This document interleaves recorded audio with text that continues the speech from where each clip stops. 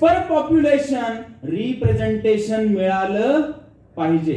मला असं वाटतं मी शब्द फार जपून वापरतोय, काय वापरतोय.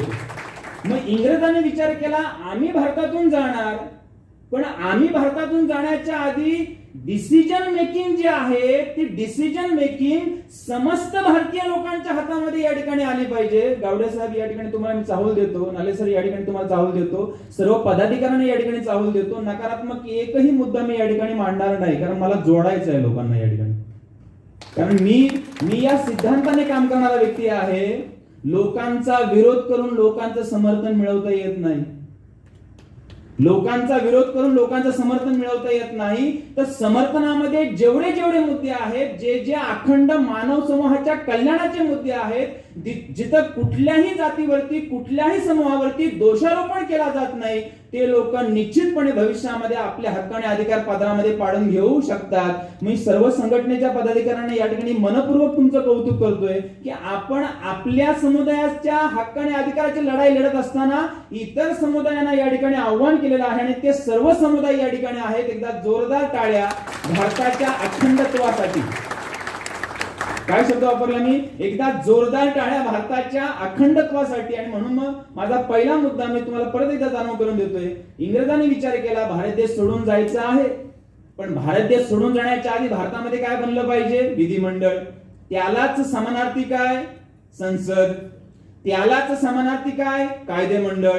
आता हे बनवायचं आहे आणि मग याच्यामध्ये जे रिप्रेझेंटेशन आहे, मराठीमध्ये प्रतिनिधित्व. आता कल्पना करा बंधूंनो, जर मी भारतामधल्या अनेक राज्यांच्या एखाद्या फंक्शन मध्ये जर गेलो, गावडे साहेब, अनेक राज्यांच्या संख्येचा एखाद्या फंक्शन मध्ये जर गेलो आणि मी महाराष्ट्रातून जर गेलो, तर मी बोलताना काय बोलणार? मी महाराष्ट्राचा प्रतिनिधी आहे.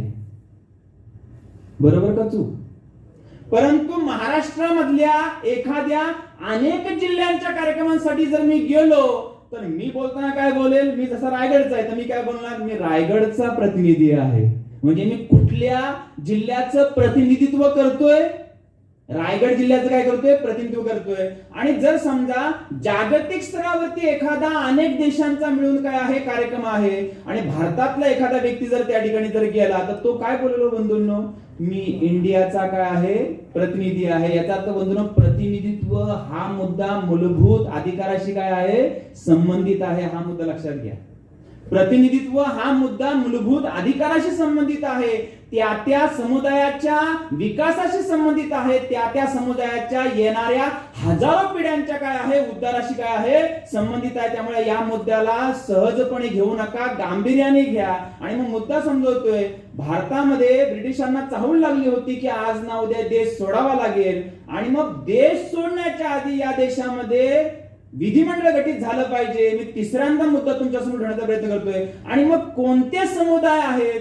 तर मला वाटतं थोडस जरा गावठी भाषेमध्ये तुम्हाला सांगतो. काही गावठी शब्द वापरले तर काय हरकत नाही ना, कारण कधी कधी कसं होतंय, गावठी शब्द वापरले का काळजाला लगेच भिडतात. आणि मग काही जण, जसं आता मी खेडेगावामध्ये गेलो, महिला मंडळाच्या कार्यक्रमामध्ये गेलो आणि महिला मंडळाच्या कार्यक्रमामध्ये जर त्यांच्या दैनंदिन बोलीमध्ये उदाहरणं वापरली तर त्या महिला काय बोलतात? किती चांगला बोलला ग पोरिया. आता या भागात काय बोलतात मला माहित नाही, तळ कोकणात असं बोलतात. मग कधी कधी व्यवहारातली उदाहरणं वापरणं काय असतं? गरजेचं असतं. मग आता भारतीय समुदाय कशा प्रकारचा समुदाय बंधूंनो? तर भारतीय समुदाय हा 3 प्रकारचा समुदाय आहे आणि या 3 प्रकारच्या समुदायांना भारतीय राज्यघटनेमध्ये काय आहे? प्रतिनिधित्व देण्यात आलेलं आहे. मग हे 3 समुदाय कोणते? एक आहे गाववाला, एक आहे गाववाला, एक आहे गावाच्या बाहेर कोण? वाडावाला, म्हणजे त्याला वाडी म्हणतात. आणि एक आहे जो डोंगरावरती आहे, आमच्यापासून पूर्णपणे अलिप्त आहे, त्याला काय म्हणतात? वाडीवाला. म्हणून असं वाटतंय तळ कोकणात जर कधी आलात किंवा या भागामध्ये जर आलात तर भारतीय समाज कसा आहे माहितीये काय? गाव, वाडा आणि वाडी. गाव, वाडा आणि काय?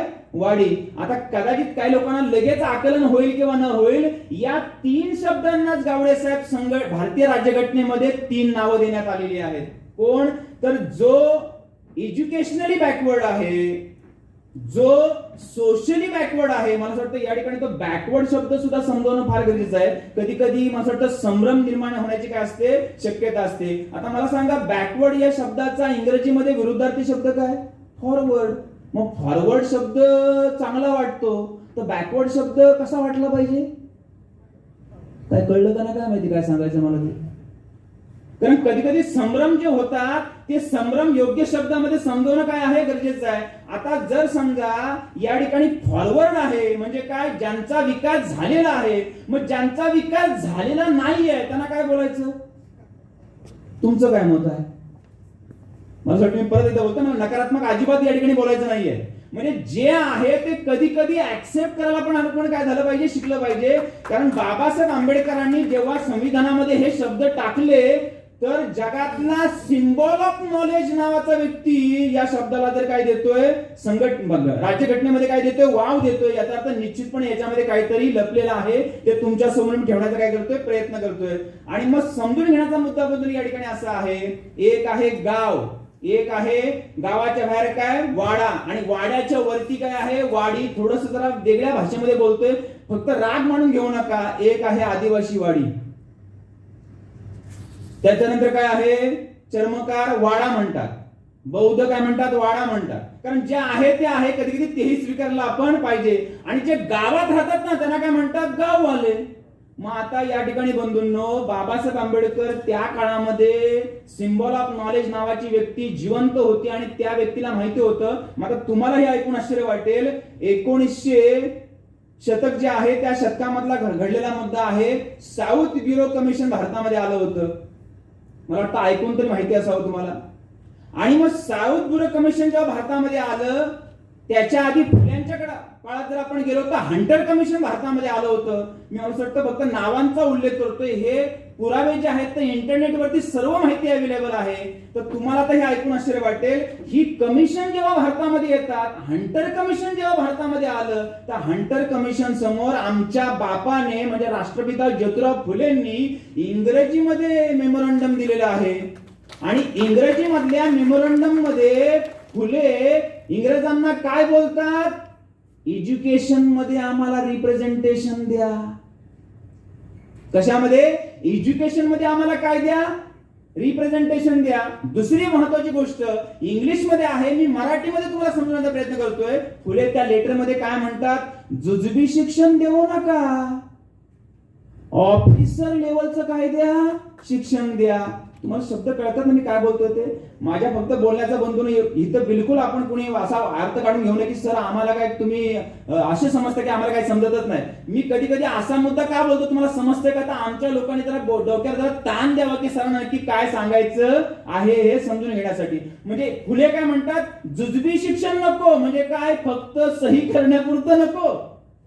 जसं मधल्या काळामध्ये महापात्र सर, मधल्या काळामध्ये भारत सरकारने सर्व शिक्षा अभियान आणलं आणि सर्व शिक्षा अभियान मध्ये माझ्या आईला सही करायला लागली, तर आम्हाला काय वाटलं, आई शिकली.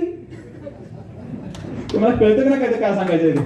म्हणजे फुले काय म्हणाले, जुजबी शिक्षण नको, ऑफिसर लेवलचं काय द्या, शिक्षण द्या. म्हणजे आजच्या भाषेमध्ये आमचा व्यक्ती कलेक्टर बनला पाहिजे, आमचा व्यक्ती क्लास 1 ऑफिसर बनला पाहिजे, याचं काय द्या, शिक्षण द्या. आणि काय बोलले, आम्हाला नोकऱ्यांमध्ये काय ठेवा, रिप्रेझेंटेशन ठेवा.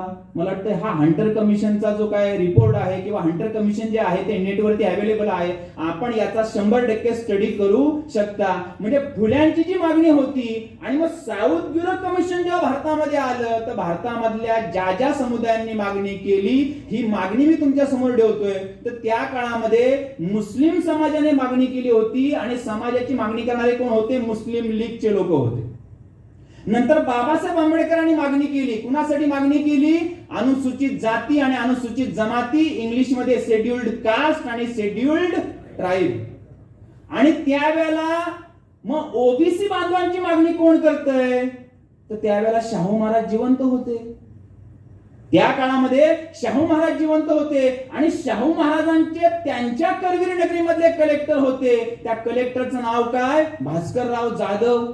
मला असं वाटतं मी प्रत्येक गोष्ट तुमच्या समोर ठेवता असताना संदर्भ सांगतोय. आणि मला असं वाटतं या ठिकाणी पुढच्या काही मुद्द्यांना हात घालण्याच्या आधी, सर आपलं नाव विसरलं मी, मेश्राम सर, आपल्या या ठिकाणी जो मुद्दा तुम्हाला सांगतोय, मी आता पुढच्या माझ्या वक्तव्याला सुरुवात करण्याच्या आधी आणखी एक मुद्दा तुम्हाला सांगतो. कुठल्याही व्यक्तीला ऐकत असताना त्याच्या वक्तव्याला आपण 4 निकष लावले पाहिजे. कारण मी प्रत्येकाच्या वक्तव्याला 4 निकष लावतो आणि त्या 4 निकषामध्ये जर त्याचं वक्तव्य पटलं तर ते मी स्वीकारतो. माझ्याही वक्तव्याला तुम्ही 4 निकष लावा. नंबर 1, माझं बोलणं सत्यावर टिकतं का? नंबर 2, माझं बोलणं तर्कावर टिकतं का? नंबर 3, माझं बोलणं तथ्यावर अवलंबून आहे का? मग तथ्यावर अवलंबून आहे का म्हणजे काय? आर्किओलॉजिकल एव्हिडन्सेस आहेत का माझ्या बोलण्याला? जसं शिवाजी महाराज होऊन गेले, आर्किओलॉजिकल एव्हिडन्सेस आहेत. शिवाजी महाराज होऊन गेले, आर्किओलॉजिकल एव्हिडन्सेस आहेत. म्हणजे सत्य आहे का, तर्क आहे का, तथ्य आहे का? आणि सर्वात शेवटचा निकष, बोलणाऱ्या व्यक्तीचं वक्तव्य अखंड मानव समूहाच्या कल्याणाचं आहे का? जर असेल तर स्वीकारायला काय हरकत नाही. या ठिकाणी मी तुम्हाला स्वातंत्र्याच्या बाबतीमध्ये पण एक मुद्दा सांगतो. कुणाच्या स्वातंत्र्यावरती गदा न आणणं आणि स्वतःच्या स्वातंत्र्यावरती गदा येऊ न देणं याला म्हणतात स्वातंत्र्य. काय बोललो मी? कुणाच्या स्वातंत्र्यावरती गदा न आणणं आणि स्वतःच्या स्वातंत्र्यावरती गदा येऊ न देणं म्हणजे काय स्वातंत्र्य. आता ओबीसीच्या हक्क आणि अधिकारावरती गदा आणली जाते, चर्चा करायची का नाही करायची? तुमचं काय म्हणणं आहे? करायला पाहिजे. आणि करत असताना काळजी घ्यायची. कुठली काळजी घ्यायची? आम्हाला अन्य कुणावरतीही टीका टिप्पणी करायची नाही, पण जे आमचं आहे त्याच्या बाबतीमध्ये डिस्कस आणि डिबेट झालंच पाहिजे. मग मुद्दा कोणता समजून सांगतो तुम्हाला या ठिकाणी. मग समुदाय कोणते होते? अनुसूचित जाती आणि अनुसूचित जमाती. कुणी मागणी केली? डॉक्टर बाबासाहेब आंबेडकरांनी. आणि मग सर्वात मोठा जनसमुदाय जो भारतामध्ये होता, ज्या जनसमुदायासंदर्भात साऊथ ब्युरो कमिशनचं मी तुम्हाला उदाहरण सांगतोय, त्याच्यानंतर सायमन कमिशन भारतामध्ये आलं. मला असं वाटतं हेही तुम्हाला ऐकून माहिती आहे सर्वांना. पण सायमन कमिशनच्या बाबतीमध्ये इतिहासामध्ये तुम्हाला काय शिकवलं हे पण माहिती आहे. सायमन, तर मी त्या खोलवर जाणार कारण मला आज या ठिकाणी फक्त सकारात्मक तुम्हाला समजून सांगायचं आहे. आणि मग सायमन जर गो बॅक आहे 1928चा कार्यकाळ त्या ठिकाणी आहे, तर त्यावेळेला इंग्रजांनी बाबासाहेब आंबेडकरांना एक महत्वपूर्ण मागणी केली. सर्वांनी हा मुद्दा गांभीर्याने ऐका. कुठली मागणी केली? आंबेडकर म्हणजे आता हिंदीमध्ये बोलतोय किंवा मराठीमध्ये बोलतोय हे काय त्यांच्याशी संवाद जो आहे तो मराठीमध्ये आणि हिंदीमध्ये झालेला नाहीये. कशामध्ये झालेला असेल तो? इंग्रजीमध्ये. तर तुम्ही आम्हाला या देशामध्ये कोणते कम्युनिटीज आहेत त्याच्याबद्दल रिपोर्टिंग करा. मला वाटतं याला या हॉलला पण नाव काय आहे? कम्युनिटी. शब्द फार जुळता मिळता आला बघा, कम्युनिटी हॉल. मग कोणत्या कम्युनिटीज आहेत? तर 1928 ला आंबेडकर असं बोलतात, एक आहे बॅकवर्ड कास्ट. एक काय आहे? Backward caste. मग बॅकवर्ड कास्ट मध्ये आजच्या लोकांच्या मानसिकतेनुसार काय मोडतात? एससी आणि एसटी.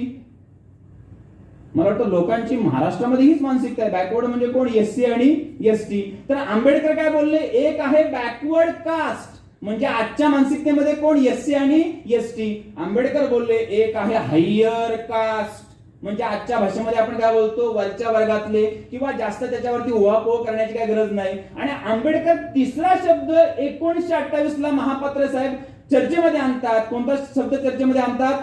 जो बॅकवर्डही नाहीये, जो हायरही नाहीये, परंतु मध्ये कोणतरी एक मोठा जनसमुदाय आहे आणि त्याला हक्क आणि अधिकार देणं, त्याला रिप्रेझेंटेशन देणं हे खऱ्या अर्थाने भारताचं स्वातंत्र्य असणार आहे. आणि तो जर वगळला गेला आणि तो ज्या दिवशी जागृत होईल त्या दिवशी मात्र तो हक्क आणि अधिकाराविषयी बोलल्याशिवाय राहणार नाही. मला वाटतं त्या काळापासून आम्ही बोललोच नाही. जसं मला वाटतं तुम्हाला हे अजून चांगल्या प्रकारे समजून सांगण्यासाठी एक मुद्दा सांगतो. तुम्हाला माहिती आहे अनुसूचित जाती म्हणजे काय? एससी. अनुसूचित जमाती म्हणजे काय? एसटी. तुम्हाला माहिती आहे का एससी आणि एसटी, देशमुख सर, एससी आणि एसटी या दोघांच्याही नावामध्ये बॅकवर्ड शब्द नाहीये, पण स्वतःला बॅकवर्ड समजतात. मला वाटतं काय जण मात्र कधी विचारच नव्हता केला असा. शेड्युल्ड कास्ट, शेड्युल्ड ट्राईब, कुठं आहे बॅकवर्ड कास्ट? या दोघांच्याही नावामध्ये भारतीय राज्यघटनेमध्ये बॅकवर्ड शब्द नाहीये. परंतु ज्याच्या नावामध्ये खऱ्या अर्थाने बॅकवर्ड शब्द आहे काय? अदर बॅकवर्ड क्लास, त्याला नुसतं बीसी जरी म्हणतात ना, बीसी. काय कळलं का ना ऍक्शन काय सांगायचंय ते? याचा अर्थ बंधूंनो आज जोरदार टाळ्या व्हायला पाहिजे. तर आमचा ओबीसी स्वतःला ओबीसी समजू लागलेला आहे. ही आनंदाची बाब आहे. कारण बंधूंनो ओबीसी हा जातींचा समुदाय आहे. आरक्षण जातीला नाही, समुदायाला आहे. काय बोलतोय? आरक्षण जातीला नाही समुदायाला आहे. म्हणजे ज्या महामानवानी हे समुदाय बनवले त्यांना माहिती होतं जाती व्यवस्था खतम करायची असेल तर जाती व्यवस्थेचा समुदाय बनवावा लागेल आणि अल्फाबेटिकली त्या समुदायामध्ये लोकांना काय द्यावा लागेल? न्याय द्यावा लागेल. म्हणजे कोणी असं म्हणणार नाही आम्ही 1 नंबरला, तुम्ही 2 नंबरला किंवा तुम्ही 3 नंबरला. कारण बंधूंनो, अनुसूचित केलेल्या जाती अल्फाबेटिकली लिस्टिंग आहे. किती आहेत माहिती आहे का महाराष्ट्रामध्ये जाती? 59. कशामध्ये? एससी मध्ये.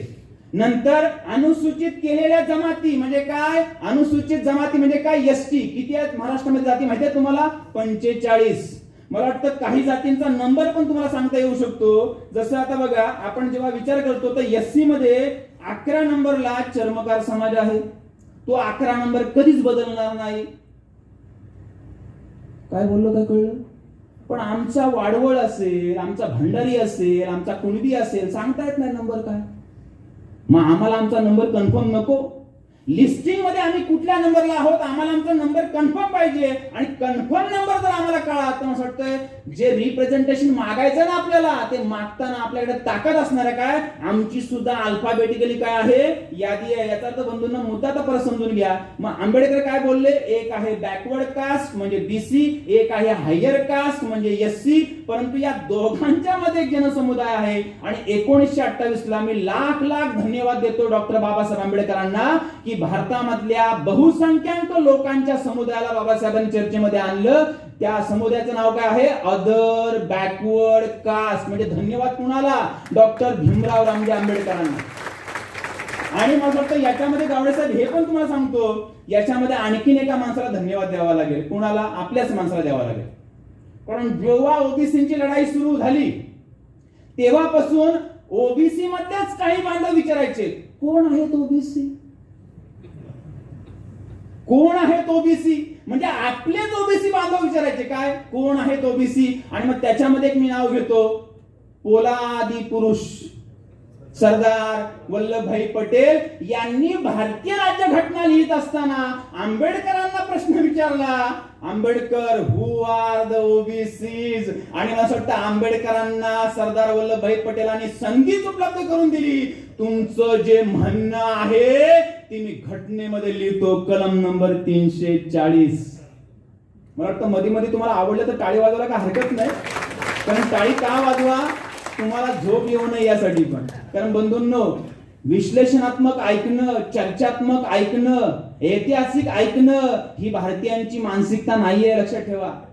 आणि त्यामुळे मला याची पण काळजी असते नेहमी. शिबिरामध्ये मी जेव्हा जातो, प्रबोधनामध्ये जेव्हा जातो, हसवत खेळवत मधी मधी थोडीशी अशी विनोदी उदाहरणं सांगत जर समजवलं तर ऐकणाऱ्या माणसाला पण जरा बरं वाटतं. मग आता एक तुम्हाला मुद्दा समजवतो आणि तो मुद्दा फार महत्वाचा आहे. सर्वांनी हा मुद्दा गांभीर्याने ऐका. पाटील नावाच्या व्यक्तीने, पनवेल मधल्या आगरी समाजाच्या व्यक्तीने मला एका प्रबोधनामध्ये संपल्यानंतर प्रश्न विचारला, देवरे सर, अनुसूचित जातीला आरक्षण मिळालं, अनुसूचित जमातीला आरक्षण मिळालं, आम्ही ओबीसी आहोत, आम्हाला काय अजून अधिकार मिळालेले नाहीये. तर मी त्यांना असं म्हटलं, सर कल्पना करा एका ठिकाणी पूजा आहे. मी तुम्हाला विनोदाच्या माध्यमातून एक गांभीर्यपूर्ण मुद्दा समजवण्याचा प्रयत्न करतोय. आणि तो विनोद कसा आहे बघा. तर म्हटलं सर तुम्ही बोलताय ना की बाबा अनुसूचित जातीला मिळालं, अनुसूचित जमातीला मिळालं, आम्हाला नाही मिळालं. तर मी त्यांना असं म्हटलं, सर एका ठिकाणी पूजा आहे असं गृहीत धरा, पूजा आहे असं काय धरा, गृहीत धरा. आणि पूजेला अनुसूचित जातीचा व्यक्ती आला, अनुसूचित जमातीचा व्यक्ती आला, ओबीसीचा पण व्यक्ती आला आणि पूजेला ते पंक्तीला बसले. तर मला वाटतं या ठिकाणी कोकणामधले किती लोक आहेत जरा हात वरती करा. फारच कमी आहेत. ठीक आहे, हरकत नाही, येणाऱ्या काळामध्ये तेही येतील. आणि मग पंक्तीला जे बसले, तर मी तुम्हाला प्रश्न विचारतो, पंक्तीला जे बसतात तेच वाढून घेतात का वाढणारे दुसरे असतात? वाढणारे म्हणजे पंक्तीला बसले ते वेगळे आहेत. कोण? एससी एसटी आणि ओबीसी. जे वाढणारे आहेत ते वेगळे आहेत. मग आता वाढणाऱ्या माणसाला हे माहिती आहे, काय माहिती आहे की पहिल्यांदा कुणाला वाढलं पाहिजे, जो सर्वात जास्त जागृत आहे. काय बोलू? कोण म्हणतं देणार नाही? कोण म्हणतं देणार नाही? घेतल्याशिवाय राहणार नाही, कारण भीक नाहीये, तो संविधानिक काय आहे, अधिकार आहे. त्यामुळे एससीला वाढणार आहे, सोबतच एसटी राहिल्यामुळे त्यालाही वाढलं. आता जेव्हा तो ओबीसीला वाढायला आला तेव्हा ओबीसी मधला जाणीवपूर्वक त्याने ओ बाजूला काढून ठेवला आणि वाढणारा 50 पासून काय बोलतोय, बीसी वाढू, बीसी वाढू, बीसी वाढू. तर त्याचा भ्रम काय झाला, I am not BC, they are BC. काय झालं कळतं का तुम्हाला, काय समजायचं तुम्हाला, म्हणून तो उशीर झालाय. नाहीतर जर 50लाच कळलं असतं ना आम्हाला, तर मी तुम्हाला खात्रीशी सांगतो कदाचित आज लोकांची ही मानसिकता बनली असती. काय मानसिकता बनली असती, जर सर्वांना मिळत आहे ना तर आता आरक्षणाची गरज नाही. जर सर्वांना मिळतंय तर आता आरक्षणाची गरज नाही. कारण बंधूंनो, कधी कधी याही बाबतीमध्ये चिंतन होणं काळाची काय आहे, गरज आहे. आमचे लोक बोलून मोकळे होतात, इसकी जरूरत नाहीये. अरे मिलाई नाहीये. कळलं ना काय बोलतोय ते, म्हणजे एससीला वाढलं, एसटीला वाढलं, आता ओबीसीला वाढायचं आहे. तर ओबीसीला वाढणारा जर ओबीसीच असताना तो त्याला काय बोल असता माहितीये काय, अरे मला माहितीये तुला जिलेबी आवडत नाही, मला माहितीये तुला जिलेबी आवडत नाही, मी कुठं म्हणतो पूर्ण घे, चौथ घे, चौथ 1/4 घे, 1/4. आणि 1/4 घेतल्यानंतर जर तुला ती आवडली तर मला खात्री आहे तू उरलेली मागितल्याशिवाय राहणार. आणि मग 16 नोव्हेंबर 1992 आमच्या पदरामध्ये 27% काय पडलं, आम्हाला त्याच्यातून बेनिफिट्स काय मिळायला लागले. आमच्या लोकांना कळलं की ही उन्नतीची काय आहे, चाहूल आहे, ही विकासाची काय आहे, चाहूल आहे. मग काय वाटतं तुम्हाला बंधूंनो, या बाबतीमध्ये उहापोह डिस्कशन डिबेट झालं पाहिजे का नाही झालं पाहिजे, समाजामध्ये झालं पाहिजे का. हा हक्क आणि अधिकाराचा काय आहे, मुद्दा आहे. मग बाबासाहेब आंबेडकर बोलले बॅकवर्ड कास्ट पण नाहीये, हायर कास्ट पण नाहीये, पण मध्ये एक वर्ग आहे. आणि कुठला वर्ग आहे तो, अदर बॅकवर्ड कास्ट आहे. परंतु बंधूंनो, संविधानामध्ये जेव्हा त्याला टाकण्याची वेळ आली तेव्हा सरदार वल्लभभाई पटेलांनी प्रश्न विचारला, कोण आहेत ओबीसी. आणि मग बाबासाहेब आंबेडकर असं म्हणाले, सरदारजी आप जो कह रहे हैं हेच आपण काय करूया, कलम नंबर 340 मध्ये टाकूया. या ठिकाणी तुम्हाला आणखी एक महत्त्वपूर्ण मुद्दा सांगतो. मी लाख सॅल्यूट करतो डॉक्टर बाबासाहेब आंबेडकरांना, ज्या जाती समुदायामध्ये जन्माला आले त्यांच्यासाठी पहिलं कलम नाही लिहिलं. पहिलं कलम कुणासाठी लिहिलंय, ओबीसी 340, नंतर कुणाचं, एससी 341, नंतर कुणाचं, एसटी 342. याचा अर्थ मला वाटतंय, म्हणून असं वाटतं या ठिकाणी या विचार मंचावरून तुम्हाला एक फार महत्त्वपूर्ण मुद्दा समजून सांगायचा आहे. कुठलाही भारतातला महापुरुष व्यक्ती निरपेक्ष मानसिकतेतून अभ्यासक्रमातून मुलांना शिकवा, तो राष्ट्रीय पुरुष झाल्याशिवाय राहणार नाही. मला वाटतं माझं बोलणं कळलं का गोष्टी.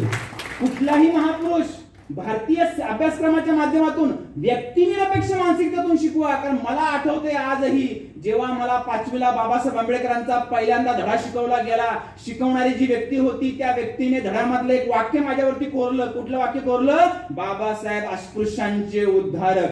त्यामुळे माझी वयाच्या 22व्या वर्षापर्यंत मानसिकता काय, नॉट आमचे उद्धारक. मला वाटतं मी मध्ये एकदम असं हळू का बोलतोय तुम्हाला समजावं यासाठी. आणि मग 22व्या वर्षी जेव्हा संविधानामधली प्रोव्हिजन आणि त्या प्रोव्हिजनाच्या अंतर्गत ओबीसीचं आरक्षण आणि त्या आरक्षणातून जेव्हा माझा नंबर लागला तेव्हा मग उत्सुकता बनली, बाबासाहेब आंबेडकरांना वाचलं पाहिजे, फुलेंना वाचलं पाहिजे, शिवाजीरावांना वाचलं पाहिजे. आणि मग तिथून उत्सुकता जी वाढली ती उत्सुकता आजपर्यंत कायम आहे. मला तुम्हाला एवढंच समजून सांगायचं आहे की संविधानामध्ये 340 कलम आलं आणि 340 कलमामध्ये बंधून काय लिहिलेलं आहे, राष्ट्रपतींना अधिकार देण्यात येतात. काय, राष्ट्रपतींना अधिकार देण्यात येतात. काय की तुम्ही कायदा बनवून आयोग नेमा, आयोगाला काय द्या, अधिकार द्या. आणि आयोगाला अधिकार दिल्यानंतर आयोगाला पहिल्यांदा काय सांगा, ज्यांची तुम्हाला गणना करायची आहे त्या गणनेसाठी पहिल्यांदा काय ठरवा, निकष ठरवा. काय ठरवा, निकष ठरवा. आणि निकष ठरवल्यानंतर तुम्ही संपूर्ण भारतामध्ये त्या लोकांचा काय करा, सर्वे करा. आणि सर्वे केल्यानंतर माहितीच्या आधारे जी माहिती कलेक्ट होईल त्या कलेक्ट माहितीच्या आधारे काय करा, शिफारशी करा. आणि त्या शिफारशी संसदेला काय करा, सादर करा. आणि मग संसदेमध्ये सादर करताना राष्ट्रपतींनी ते कशामध्ये सादर करायचं, संसदेमध्ये, आणि मग त्या ठिकाणी संसदेमध्ये काय होऊ द्या, डिबेट आणि काय होऊ द्या, डिस्कशन होऊ द्या. याचा अर्थ बंधूंनो, जर बाबासाहेब आंबेडकरांनी भारतीय राज्यघटनेमध्ये 340 कलम लिहिलं नसतं तर ओबीसी बांधवांसाठी जे 2 आयोग नेमले गेलेले आहेत, नंबर 1 कालेलकर आयोग, नंबर 2 मंडल आयोग, मला असं वाटतं हे आयोग कदाचित अस्तित्वात आले नसते. आज मराठा रिझर्वेशनच्या बाबतीमध्ये सुद्धा जो काही उहापोह होतोय त्याला एकमेव कारण आहे, ते म्हणजे कलम नंबर 340. त्याचा आधार घेऊनच सर्व हे चाललेलं आहे. याचा अर्थ बंधूंनो, बाबासाहेब आंबेडकरांनी कुणावरतीच अन्याय केलेला नाहीये. परत एकदा तुम्हाला एका उदाहरणाच्या आधारे चाहूल देतो. वाजलेले आहेत 8:27. आपली सर्वांची ऐकण्याची मानसिकता आहे ना. मला अजून बऱ्याच बाबींचा या ठिकाणी उलगडा करायचा आहे, पण मी याची खात्री तुम्हाला सांगतोय संकेत साहेब, एकही बाब नकारात्मक या ठिकाणी मला मांडायची नाहीये. पण आमचं जे आहे ते पत्रामध्ये आमचं कसं पडेल या बाबतीमध्ये मला असं वाटतं माझ्या बांधवांचं प्रबोधन झालंच पाहिजे, या मताचा मी आहे. आणि म्हणून मी तुम्हाला उदाहरणाच्या आधारे सांगतो, आम्ही का मागतोय, नाही मिळालं म्हणून. जर 50 पासून आम्हाला योग्य पद्धतीने जर मिळालं असतं तर मी मगाशी बोललो त्याप्रमाणे आता तुम्हाला उदाहरणाच्या आधारे सांगतो. भारतीय राज्यघटना कलम नंबर 45 डायरेक्टिव्ह प्रिन्सिपल, मराठीमध्ये मार्गदर्शक तत्व, त्या मार्गदर्शक तत्वामध्ये B.R. आंबेडकर असं लिहून ठेवतात. काय लिहून ठेवतात? राष्ट्रपतींना अधिकार देण्यात येतात की त्यांनी भारतीय संविधान लागू झाल्यानंतर पहिल्या दशकामध्ये, मग पहिलं दशक म्हणजे काय, 1950 ते 1960, ऐकत्या गांभीर्याने, पहिल्या दशकामध्ये म्हणजे 1950 ते 1960 कायदा बनवून 1ली ते 8वीचं शिक्षण मोफत आणि सक्तीचं करावं. मला असं वाटतं हे एकदम असं समजण्यासाठी, एकदम चांगल्या प्रकारे समजण्यासाठी तुम्हाला उदाहरण देऊन सांगतो. मला आठवते पूर्वीचे शिक्षक हाडाचे शिक्षक होते. काय बोललो कळलं? पूर्वीचे शिक्षक हाडाचे शिक्षक होते. मुलगा जर नाही आला तर त्याच्या घरापर्यंत जायचे, मारत मारत घेऊन यायचे. कारण का शिक्षण काय होतं, मोफत आणि सक्तीचं, असं त्या वेळातल्या शिक्षकांचा काय होता, मानस होता. मग मारत मारत आणायचे, आणि मारत मारत आणलेला मुलगा जेव्हा पास होऊन 34 पास होऊन 7वी जेव्हा शिक्षक व्हायचा आणि अलगदपणे कुठं जेव्हा त्या शिक्षकाला पुन्हा भेटायचा, त्यावेळेला तो काय बोलायचा, तुम्ही जर सक्ती केली नसती तर मी कदाचित शिक्षक झालो नसतो. तुम्हाला कळते काय सांगायचं? मोफत आणि सक्तीचं शिक्षण. आणि त्या काळातले पालक पण चांगले होते, मारा मारा. आताचे पालक मी या ठिकाणी बोलणार नाही.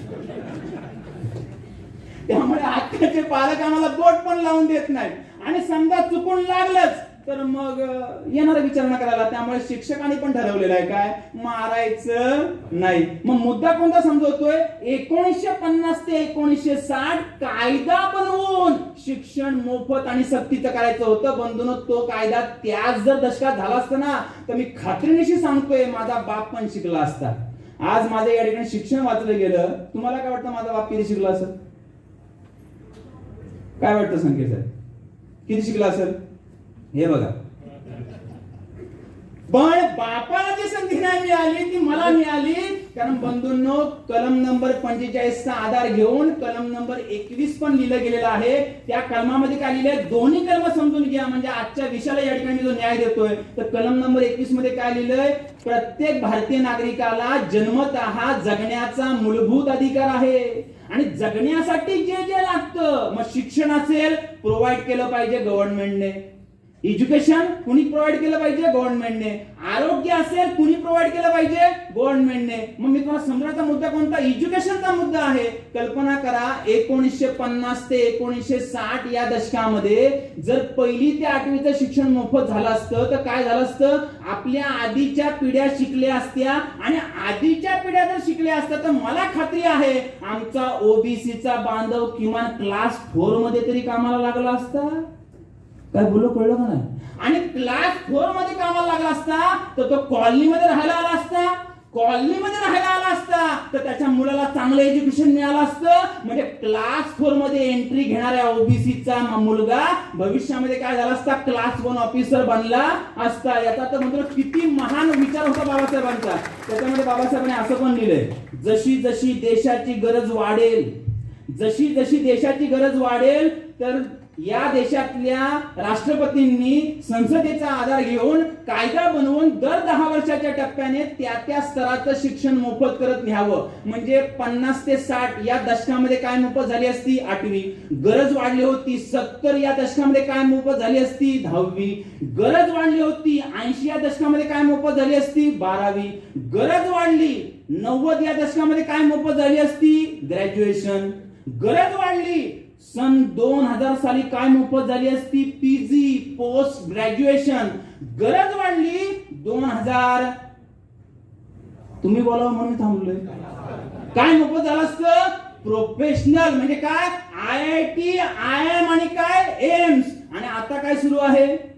आता काय सुरू आहे? 2022. याचा अर्थ बंधूंनो, भारतीय संविधान जर टप्प्याटप्प्याने जर लागू झालं असतं तर आज कुणीही स्वतंत्रपणे स्कॉलरशिप मागण्याचा मुद्दा उठवलाच नसता. आरक्षण पण कोणी मागितलंच नसतं. कारण का? सर्व एज्युकेशन काय झालं असतं महापात्रा साहेब? मोफत आणि सक्तीचं झालं असतं. आता गावठी मराठीमध्ये एक म्हण तुम्हाला सांगतो. गावठी मराठीमध्ये मला वाटतं निश्चितपणे ऐकण्याची मानसिकता आहे तुमची. तर आपल्या गावठी मधली तुम्हाला एक म्हण सांगतो. कुठली म्हण आहे? बहुजनाचं पोरग 8वी पर्यंत नापासच नाही. कळतंय काय बोलणार आहे तुम्ही? बहुजनाचं पोरग 8वी पर्यंत नापासच नाही. कारण का? जे करायचं होतं 1960 ला सरकारनं केलं 2008 ला. 1ली ते 8वी मोफत आणि सक्तीचं शिक्षण. बरोबर का चूक? टाळ्या होऊ दे याच्यावरती. कारण लोकांना हे माहिती नाहीये. हे माहिती होणं काळाची काय आहे? गरज आहे. मग बहुजनाचा पोरग 8वी पर्यंत नापासच नाही आणि 9वी नंतर गावागावामध्ये जाऊन बघा, बहुजनाचं पोरग पासच नाही. कळतं का काय बोलतो मी?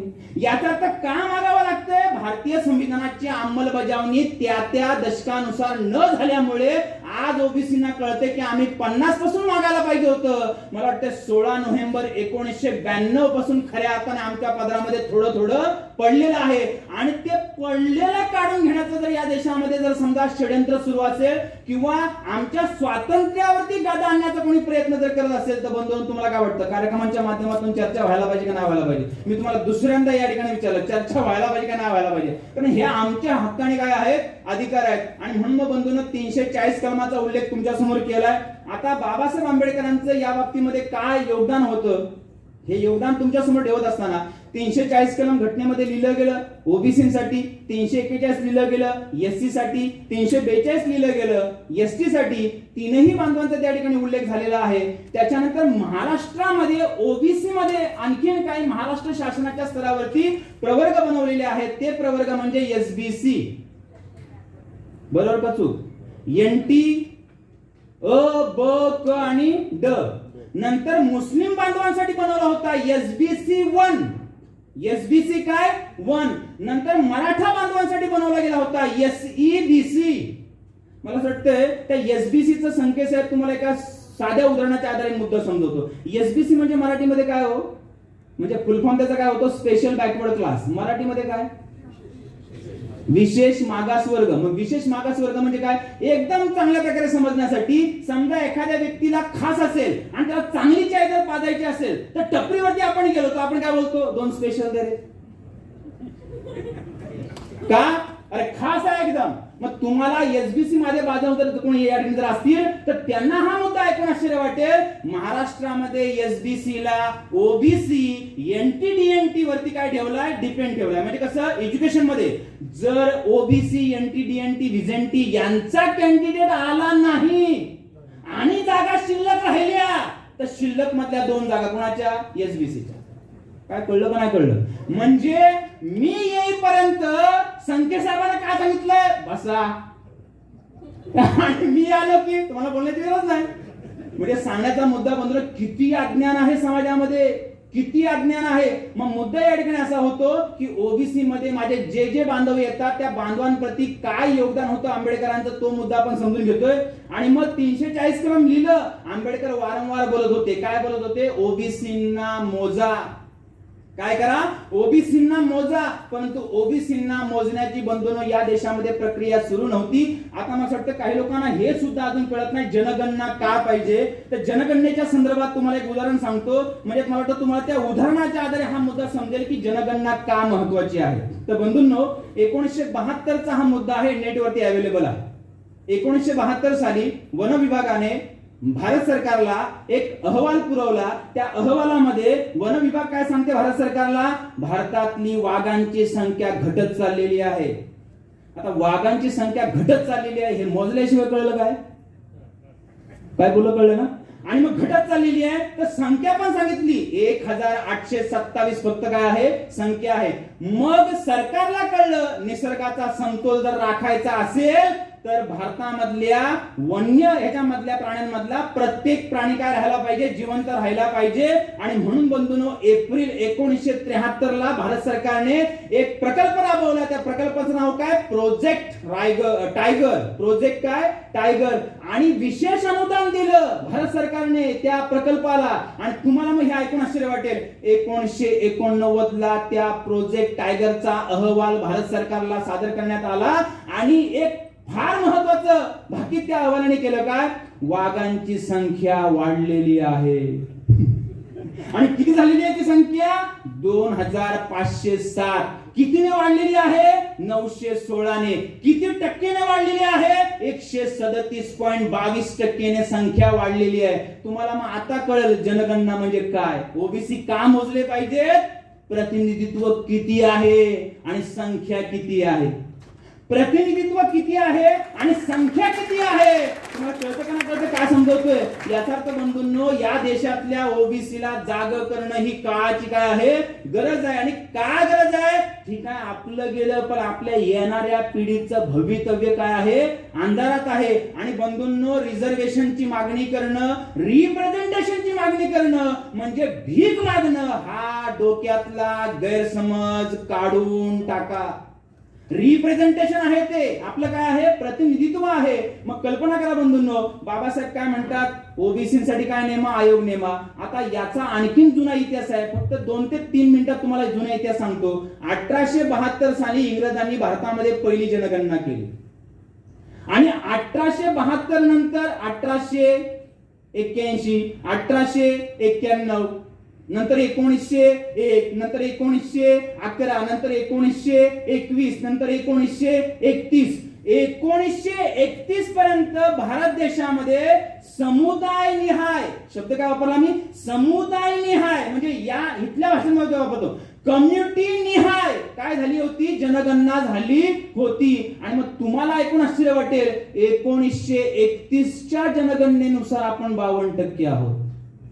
काय बोललो मी, 1931च्या जनगणनेनुसार आपण किती आहोत, 52% आहोत. आणि 1931 ची जनगणना म्हणजे बंधूंनो इन्क्लुडिंग पाकिस्तान. काय कळलं का नाही. मग आता 47 ला जेव्हा पाकिस्तान आपल्यापासून काय होतोय, वेगळा होतोय, आणि पाकिस्तानची मागणी होती 33.33% म्हणजे 30%. मग कल्पना करा, जेव्हा 100% भारत होता, 100% भारत होता, पाकिस्तान इन्क्लुडिंग करून आपण 52% होतो. आता 70% भारत आहे. मला वाटतं निश्चितपणे हा गणितीचा मुद्दा आहे. मग या 100%ला पुन्हा शतमानामध्ये कन्वर्ट करावं लागेल की नाही. मग जर 70%ला 100 पर्यंत ताणायचं असेल तर 52ला पण ताणावं लागेल. आणि आज जर ओबीसीची जात निहाय जनगणना झाली तर ओबीसी 65%च्या वर गेल्याशिवाय राहणार नाही. आणि 65%च्या वर जर गेला तर मला वाटतं हे पण कधी कधी आमच्या लोकांना लगेच आकलन होत नाही. 65% म्हणजे काय, 3600 कलेक्टर आहेत. कळतं का नाही, 3600 कलेक्टर आहेत. भले ठीक आहे, याच्या आधी आम्ही नाही लागलो, पण इथून पुढे तुम्ही म्हटल्याप्रमाणे रिक्रुटमेंट मध्ये आमचे प्रतिनिधी किती आहेत हा आम्हाला काय पाहिजे, आकडा पाहिजे. याचा अर्थ बंधूंनो, कलेक्टर पदामध्ये ओबीसीची किती भरले जातात ही पण मागणी होईल ना भविष्यामध्ये, आमचे किती भरलेले आहेत. म्हणजे बंधूंनो, ओबीसीची जात निहाय जनगणना हा साधा सुद्धा मुद्दा नाही. ओबीसीला या देशातल्या पॉवर मध्ये पोहोचवण्याचा काय आहे, मुद्दा आहे. आणि मग कुठली पॉवर, डिसिजन पॉवर मध्ये पोहोचवण्याचा काय आहे, मुद्दा आहे. मला असं वाटतं कलेक्टर काय म्हणतो, कलेक्टर डिक्लेअर सुट्टी. तुम्हाला पण मिळत असेल कधीतरी, कलेक्टर डिक्लेअर सुट्टी. म्हणजे कलेक्टर म्हणजे काय आहे, शेअर इन पॉवर. मग बाबासाहेबांनी प्रयत्न केला, प्रयत्न असफल झाला. बाबासाहेबांनी शेवटी निर्णय घेतला आणि बंधूंनो 10 ऑक्टोबर 1951 ला बाबासाहेब आंबेडकरांनी मीडिया समोर आपला राजीनामा दिला. का? कारण 27 सप्टेंबरला संसदेमध्ये दिला होता, पण संसदेमध्ये बाबासाहेबांच्या राजीनाम्याला वाचून दाखवलं नाही. का वाचून दाखवलं नाही? कारण राजीनाम्यामध्ये 4 कारणं होती. नंबर 1 चं कारण, ओबीसींना काउंटिंग करण्यासाठी आयोग नेमला जात नाही. नंबर 2 चं कारण नेहरूंचं परदेशी धोरण काय आहे, चुकीचं आहे. नंबर 3 चं कारण, हिंदू कोड बिल जो महिलांसाठी होता या बाबतीमध्ये संसदेमध्ये चर्चा होत नाही. आणि नंबर 4 चं कारण, संसदेमध्ये खाते वाटप करताना नेहरूंनी माझ्यासोबत दुजाभाव केलेला आहे. या 3 कारणांमुळे बाबासाहेबांनी काय दिला, राजीनामा दिला. पण कल्पना करा बंधूंनो, त्याच्यामध्ये पहिलं कारण काय होतं, म्हणजे बाबासाहेबांनी कायदे मंत्रिपदाचा राजीनामा कुणासाठी दिलेला आहे, याचा अर्थ ओबीसींना आता नुसतं असं काही हे करायचा मुद्दा नाही हा. म्हणजे समजण्याचा मुद्दा, महापुरुष हा महापुरुष असतो, त्याला जातीच्या बंधनामध्ये अडकवू नका.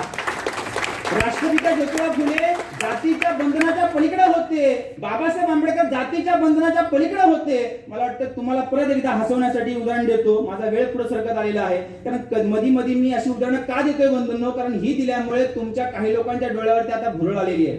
कारण काही जणांनी ऐकता ऐकता काही जण असं पण म्हणतात, देवरे सर आम्ही ऐकतोय, तुम्ही बोलत राहा, आम्ही ऐकतोय, तुम्ही बोलत राहा. तर या ठिकाणी एक उदाहरण देतो हसण्याचं आणि माझा मुद्दा पुन्हा कंटिन्यू करतो. मला सांगा, आपला स्वतःचा बाप ज्याने आपल्याला जन्म दिलेला आहे, तो पुरुष का महापुरुष? तुम्हाला काय वाटतं, तो पुरुष का महापुरुष?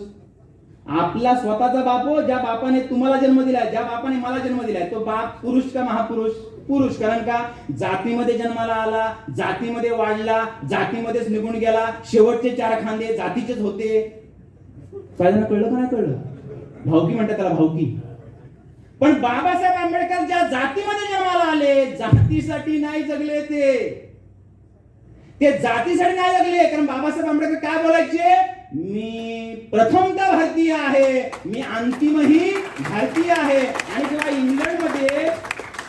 इंग्लंडमध्ये कोलंबिया विद्यापीठामध्ये बाबासाहेबांना जेव्हा ऑफर देण्यात आली की तुमची डिग्री पूर्ण झाली की भारताच्या बाहेर जाऊ, तुम्ही भारतात जाऊ नका, इथंच राहा, त्यावेळेला बाबासाहेबांचं वाक्य नोटिंग करण्यासारखं आहे. काय, माय एज्युकेशन फॉर माय सोसायटी.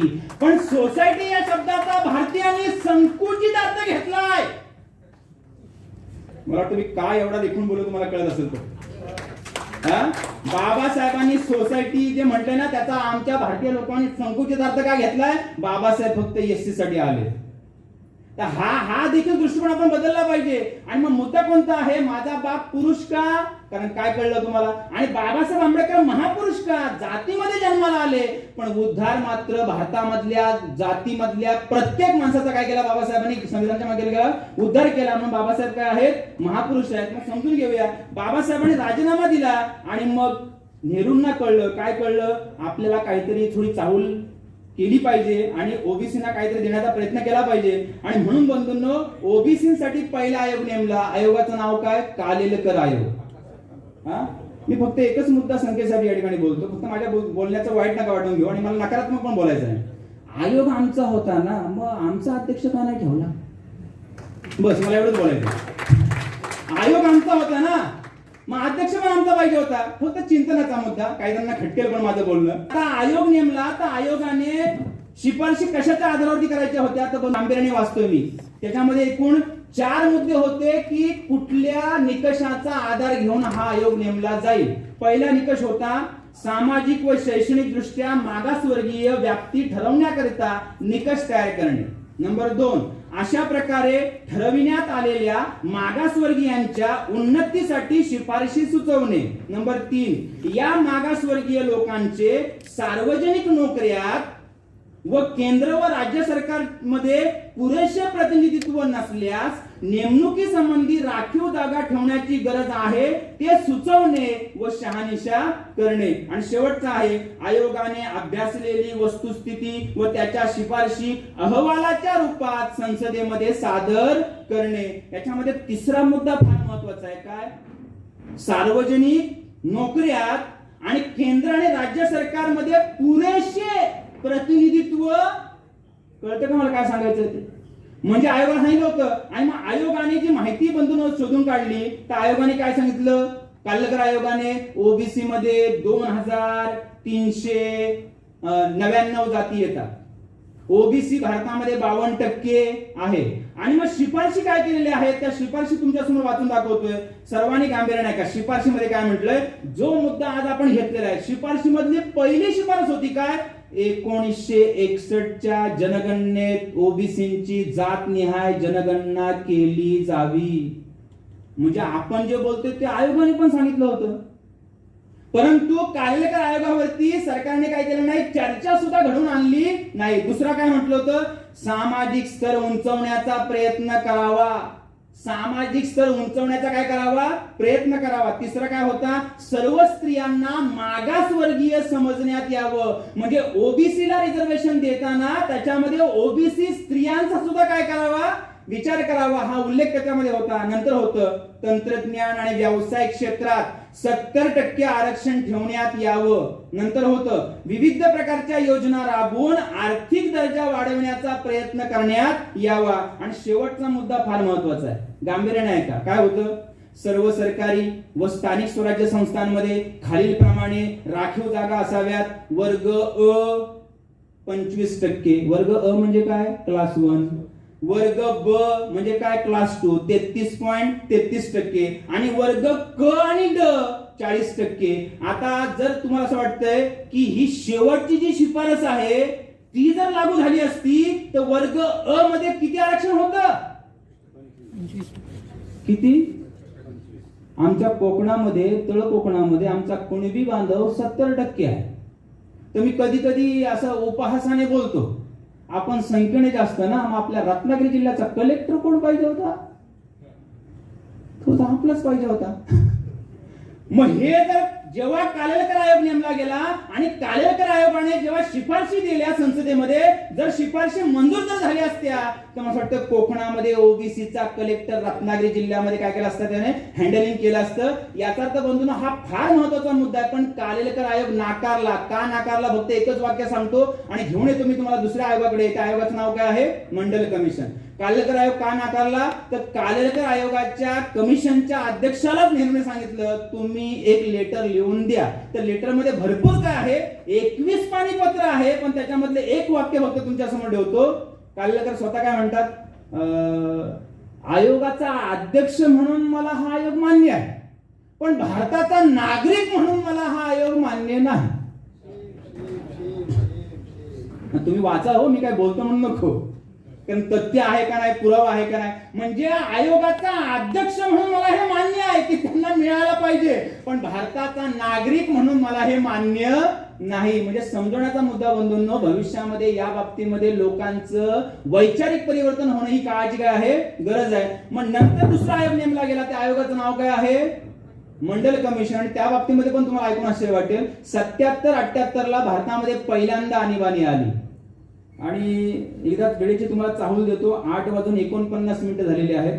मला आपण आता जास्तीत जास्त 22 मिनिटं आपण ऐकावं फक्त, बस. मानसिकता आहे 22 मिनिटं ऐकण्याची. आणि मी काळजी घेईन तुम्हाला कुठल्याही प्रकारचा कंटाळा येणार नाही याची. तर 22 मिनिटांमध्ये जे जे समजवतोय ना ते फार महत्वाचं आहे. आणि गावडे साहेबांना विनंती करेन, जर भविष्यामध्ये पुन्हा कधी जर बोलवलं ना तर मला पुरेसा वेळ द्या.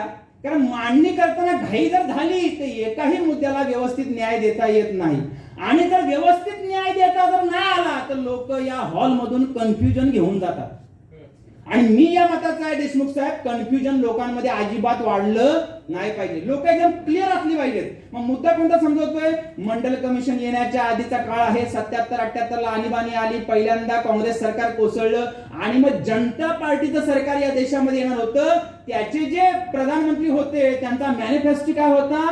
जर आमचं सरकार आलं तर ओबीसीचा जो कालेलकर आयोग आहे तो जसाच्या तसा आम्ही काय करू, लागू करू. मॅनिफेस्टो मध्ये हे वाक्य असल्यामुळे भरघोस मतांनी जनता पार्टीचं सरकार आलं. मोरारजी देसाई भारताचे प्रधानमंत्री बनले. आता तुम्हाला काही लोकांना ऐकून आश्चर्य वाटत राहील की विनोदाचा परत एकदा मुद्दा सांगतो, विनोदाचा. कारण पुढचं सांगण्याच्या आधी विनोद केला का लोकांची पुन्हा ऐकण्याची मानसिकता बनते. कल्पना करा, चीफ मिनिस्टर म्हणजे मराठीमध्ये काय हो?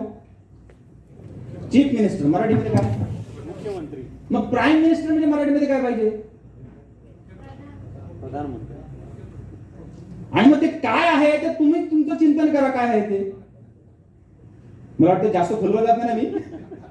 म्हणजे सांगण्याचा मुद्दा, ज्या शब्दाचा व्यक्तिनिरपेक्ष मराठीमध्ये अर्थ झाला पाहिजे, व्यक्ती सापेक्ष अर्थ या देशामध्ये शिकवला जातो. मला वाटतं तुम्हाला काही लोकांना इंटेलेक्च्युअल लेवलला माझा मुद्दा कळेल किंवा न कळेल. म्हणजे सांगण्याचा मुद्दा, या देशामध्ये जर जातनिहाय जनगणना होणं म्हणजे भारताचा पीएम जो आहे तो निरंतर आणि निरंतर कोण बनणं याची पण याच्यामध्ये काय आहे, चाहूल आहे. मग जनता पार्टीचं सरकार आलं, मोरारजी देसाईला आमचे लोक भेटायला गेले तर मोरारजी देसाई काय बोलतात, तो कालेलकर आयोग जुना झाला, आता आपण नवीन आयोग नेमू. आणि मग नवीन आयोग नेमला, आयोगाचं नाव काय, मंडल कमिशन. आता मंडल कमिशन हा आयोग नेमला गेला, त्या आयोगाने पण शिफारशी केल्या. त्या शिफारशीमध्ये पहिली शिफारस आहे, सर्वांनी गांभीर्य आहे का, 1979 ला आयोग नेमला गेला. आणि 1979 ला जो आयोग नेमला गेला त्याने शिफारशी केलेल्या आहेत. पहिली शिफारस त्याची आहे, कुठली शिफारस आहे, 1981 साली होणाऱ्या जनगणनेमध्ये ओबीसींची जातनिहाय जनगणना करण्यात यावी. मग मंडल कालेलकर कमिशनने पण काय म्हटलं होतं बंधूंनो, मंडल कमिशन पण काय बोलतंय तुम्हाला कळतं, मला काय समजायचं. म्हणजे सांगण्याचा मुद्दा, ज्यांना ज्यांना वाटतंय त्यांना हे कळतंय की ओबीसींची जातनिहाय जनगणना करणं ही काळाची काय आहे, गरज आहे. माझा शेवटचा मुद्दा मी तुमच्या समोर ठेवतोय आणि माझ्या उरलेल्या 18 मिनिटांमध्ये, कारण 4 मिनिटं संपली, 18 मिनिटांमध्ये शेवटचा जो मुद्दा सांगतोय, सर्वांनी अगदी कान उघडे ठेवून कानामध्ये जीव आणून ऐका. अनुसूचित जाती आणि अनुसूचित जमातीला का मिळतंय आणि ओबीसी बांधवांना फुलफिल का मिळत नाहीये, त्याचं कारण बंधूंनो मी आज तुमच्या समोर ठेवणार आहे. हे कारण तुमच्या समोर ठेवण्याच्या आधी मेश्राम साहेब एक महत्त्वाचा मुद्दा सांगतो. कारण तुमच्या समोर ठेवण्याच्या आधी एक तथागत बुद्धांचं महत्त्वपूर्ण वाक्य तुमच्या समोर ठेवतो. तथागत बुद्ध जे आहे, तर मी एकदा माझ्या मित्राला प्रश्न विचारला, तू बुद्धिमान आहेस? तर तो बोलला, अरे तू एमकॉम मी एमकॉम, म्हणजे मी बुद्धिमान आहे. मी त्याला समानार्थी दुसरा प्रश्न विचारला, तू ज्ञानी आहेस? तर तू परत बोलतो, तू एमकॉम मी एमकॉम, तू ज्ञानी तर मी पण ज्ञानी. अरे मी विचारला, तू बुद्धिमान आहेस? तो बोलतो हो. तू ज्ञानी आहेस? तो बोलतो हो. मग मी त्याला तिसरा प्रश्न विचारला. आता या सभागृहामधले सुद्धा काही लोक हैराण होतील. मी त्याला तिसरा प्रश्न विचारला, तर काय प्रश्न विचारला, मग तू बुद्ध आहेस? माझा काय संबंध? आता जे समजवतो ना सर्वांनी गांभीर्याने ऐका, बुद्ध, बुद्धिमान आणि ज्ञानी हे समानार्थी शब्द आहेत. मी जास्त विश्लेषण यासाठी करत नाही, कारण आज तो विषय नाहीये या ठिकाणी. कारण मी माझ्या जीवनाचं एक ध्येय ठरवलेलं आहे, काय, ज्या ज्या भारतातल्या बहुजन महापुरुषाविषयी काय आहे, भारतामध्ये संभ्रम आहे, ते संभ्रम लोकांमधून सकारात्मक बाबी ठेवून काय केले पाहिजे, पुसून काढले पाहिजे. कारण बुद्ध हे ज्ञानाचं प्रतीक आहे, त्याला धर्माचं प्रतीक बनवून त्याच्यापासून लांब राहू नका. ते जाणण्याचा काय करा, प्रयत्न करा. बाबासाहेब आंबेडकर महापुरुष आहेत, राष्ट्रपिता ज्योतिराव फुले महापुरुष आहेत, त्यांच्यापासून वेगळे होऊ नका, त्यांना जाणण्याचा काय करा, प्रयत्न करा. मग आता शेवटचा मुद्दा आहे का, अनुसूचित जातीला का मिळते, अनुसूचित जमातीला का मिळते आणि ओबीसीला का मिळत नाहीये. तर बंधूंनो, या दोघांच्या नावामध्ये आणि या ओबीसीच्या नावामध्ये एक शब्दाचा फक्त काय आहे, फरक आहे. कुठला? अनुसूचित केलेल्या जाती, अनुसूचित केलेल्या जमाती. मग ओबीसीचं काय पाहिजे होतं गावडे साहेब, एसओबीसी. काय बोललो, कळलं का? एसओबीसी म्हणजे काय, शेड्युल्ड अदर बॅकवर्ड क्लास. आणि यासाठी आम्ही बोलतोय की आमची जातनिहाय जनगणना करा, आमचा आकडा निश्चित करा. म्हणजे राष्ट्रपती संसदेमध्ये आमची काय ठेवतील, अल्फाबेटिकली यादी ठेवतील. आणि संसदेने मंजुरी दिली, विधानसभेने मंजुरी दिली, राज्यसभेने मंजुरी दिली, लोकसभेने मंजुरी दिली, तर राष्ट्रपती ती जी लिस्टिंग केलेली यादी आहे ना अल्फाबेटिकली, ती मुद्रित पत्रिकेमध्ये काय करतील, प्रदर्शित करतील. आणि जशी ही आमची अनुसूची बनली तर ओबीसीला ऍडक्वेट रिप्रेझेंटेशन द्यावंच लागेल. मला वाटतं मी जो मुद्दा बोलतो सहज लगेच कळणार ना मला काय सांगायचं ते. ऍडेक्वेट रिप्रेझेंटेशन म्हणजे काय? ज्याची जेवढी संख्या तेवढं प्रतिनिधित्व. एससी ची संख्या किती आहे? 15%. रिझर्वेशन किती आहे? 15%. एसटी ची संख्या किती आहे? 7.5%. रिझर्वेशन किती आहे? 7.5%.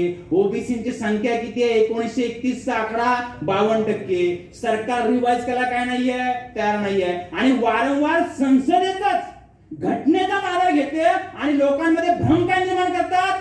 आरक्षणाची मर्यादा 50%च्या वरती जाता येत नाही. आणि मग केरळमध्ये 66% आहे आरक्षण, तमिळनाडूमध्ये 74% आहे, आंध्र प्रदेशमध्ये 69% आहे. याचा अर्थ मला प्रश्न तुम्हाला हॉलमध्ये उपस्थित करायचा आहे का त्यांच्या म्हणजे त्यांच्या राज्यामध्ये संविधानाचं उल्लंघन होतंय का केंद्रामध्ये संविधानाचं उल्लंघन होतंय? काय कळलं का नाही? काय समजायचं? राज्य सरकार संविधानाचं उल्लंघन करतंय का केंद्र सरकार संविधानाचं उल्लंघन करतंय? याचा अर्थ बंधूंनो, ओबीसीला सुद्धा ऍडेक्वेट दिलं जाऊ शकतं. ओबीसीची जातनीय जनगणना होणं काळाची काय आहे? गरज आहे. तुम्हाला एका उदाहरणाच्या आधारे हा मुद्दा समजवतो. तुम्हाला जवळचं रेल्वे स्टेशन कोणतं? बोईसरला कुठल्या ट्रेन थांबतात? एकदम लांबच्या आहेत त्याच्यापैकी सुपरफास्ट मेल, राजधानी, कुठल्या थांबतात बोईसरला? राजधानी थांबते काय? का थांबत नाही माहितीये? राजधानी निघते मुंबईवरनं, जाते दिल्लीला. एकतर दिल्लीला तरी ठरतं किंवा मुंबईला तरी ठरतं की ही कुठल्या स्टेशनला थांबणार. त्याला म्हणतात शेड्युल्ड ऑफ स्टेशन्स. काय कळलं का? नाही कळलं? काय समजवते म्हणजे काय? स्टेशनांची अनुसूची. आणि जर त्या अनुसूचीमध्ये पालघर जिल्ह्यामधल्या लोकांनी, बोईसर मधल्या लोकांनी आंदोलन केलं की राजधानी बोईसरला थांबली पाहिजे, आणि जर तुम्ही यशस्वी झालात आणि राजधानीच्या शेड्युल्ड ऑफ स्टेशन मध्ये जर बोईसर जर आला तर ट्रेन लवकर येऊ दे किंवा उशिरा येऊ दे, बोईसरला थांबवावीच लागेल. काय कळतं ना उदाहरण काय समजवते ते? याचा अर्थ बंधूंनो, ओबीसीची जातनीय जनगणना होणं, ओबीसीचा आकडा निश्चित होणं, ओबीसीची अनुसूची बनणं म्हणजे ओबीसीला या देशातल्या शासन आणि प्रशासनामध्ये जीवनाच्या प्रत्येक क्षेत्रामध्ये काय मिळणं आहे? प्रतिनिधित्व मिळणं. आणि कसं मिळणं आहे? जेवढी संख्या तेवढं प्रतिनिधित्व. याचा अर्थ बंधूंनो, हक्क आणि अधिकाराचा हा मुद्दा आहे. म्हणून सर्व लोकांना या ठिकाणी आवाहन करतोय. आज आपल्या संघटनेला 3 वर्ष पूर्ण होत आहेत. सर्व पदाधिकाऱ्यांना, सर्व सदस्यांना या ठिकाणी आवाहन करतोय. सरतेशेवटी जो मुद्दा मांडतो तो फार महत्वाचा आहे. इथं जेवढे जनसमुदाय आहेत, मग अनुसूचित जाती असेल, अनुसूचित जमाती असेल, एनटी व्हिजेंटी असेल, माझे मुसलमान बांधव असतील, जे अल्पसंख्याक लोक असतील, ख्रिश्चन असतील, सर्व बांधवांनी आपल्या आपल्या हक्क आणि अधिकाराची लढाई चालवत राहावी.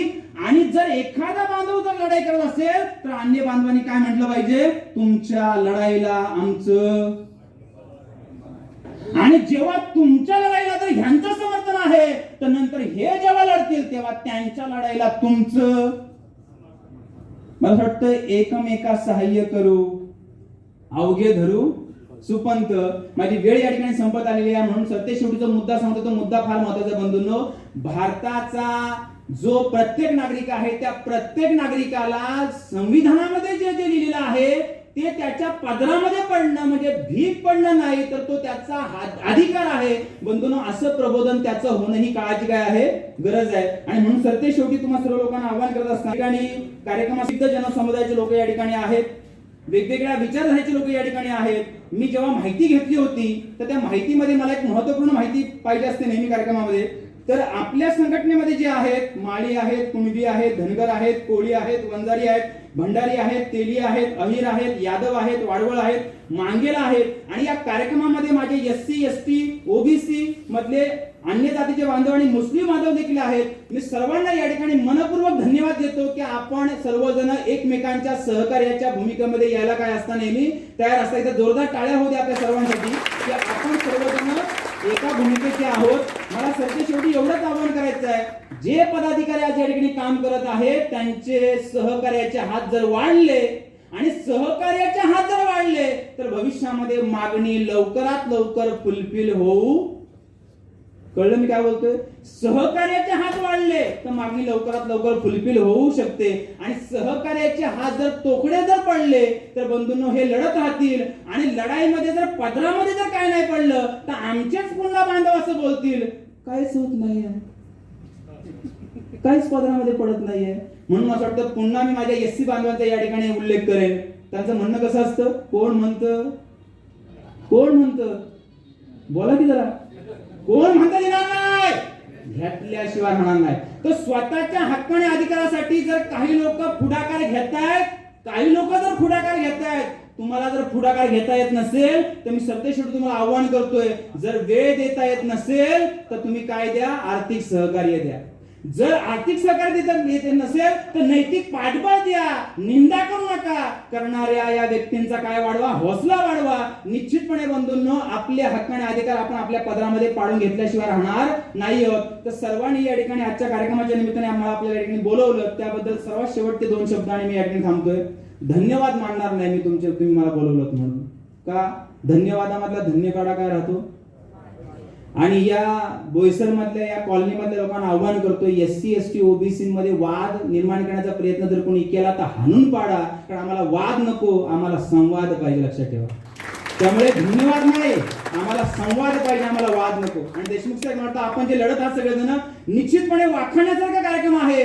आपण सर्वांनी एकजुटीने अन्यायाचा काय केला पाहिजे, विरोध केला पाहिजे. मी आभारही मानणार नाही तुमचं मला बोलवलं म्हणून. का आभारामधला आकडा काय राहतो, ज्यांना ज्यांना असं वाटतंय ना माझ्या समाजाचं कल्याण झालं पाहिजे, तर ज्यांनी ज्यांनी खांदा उचललाय ना कुठला समाजाचा, त्यांचा भार वाढलाय. खांद्याला खांदा लावायला या. तुम्हाला कळतं का ना शब्दामध्ये कसा अर्थ आहे बघा, खांद्याला खांदा लावायला या. कारण ज्यांना ज्यांना असं वाटतंय माझ्या पदरामध्ये पडलं पाहिजे, तर पदरामध्ये पडत असताना खांद्याचा भार तुम्ही पण घेतला पाहिजे ना राव. तर खांद्याला खांदा लावायला या. तर ते शेवटी एवढंच बोलतोय, या मातीचं ऋण फेडण्यासाठी गेली 20 वर्षापासून मी काम करतोय. हा माझा आजचा कार्यक्रम 1223 आहे महाराष्ट्रातला. आता काही लोकांनी मला पहिल्यांदा ऐकलं असेल तर अनाउन्समेंट करणारे लोक काय बोलतात, ज्यांची तुम्ही आतुरतेने वाट बघत आहात. एकदा पण नाही बघितलं. मग कधी कधी त्या बोलणाऱ्या वक्त्याच्या मनामध्ये धडपड काय येतं, माझं भाषण जर चांगलं नाही झालं तर माझं पहिलं वाक्य फोल ठरेल, ज्यांची तुम्ही आतुरतेने वाट बघत आहात. तर मला वाटतं इथं बरं झालं की कोणी असं बोललं नाही की ज्यांची तुम्ही आतुरतेने काय बघत आहात, वाट बघत आहात. बंधूंनो, खऱ्या अर्थाने प्रबोधन झालं पाहिजे, न्यायाचं प्रबोधन झालं पाहिजे, या मताचा मी या ठिकाणी आहे. मातीचं ऋण फेडण्यासाठी अखंड महाराष्ट्रामध्ये फिरतोय. जिथं जिथं तुम्हाला असं वाटेल की बाबा प्रबोधनासाठी मी यायला पाहिजे, माझी गरज आहे, तर निश्चितपणे कधीही हाक मारा.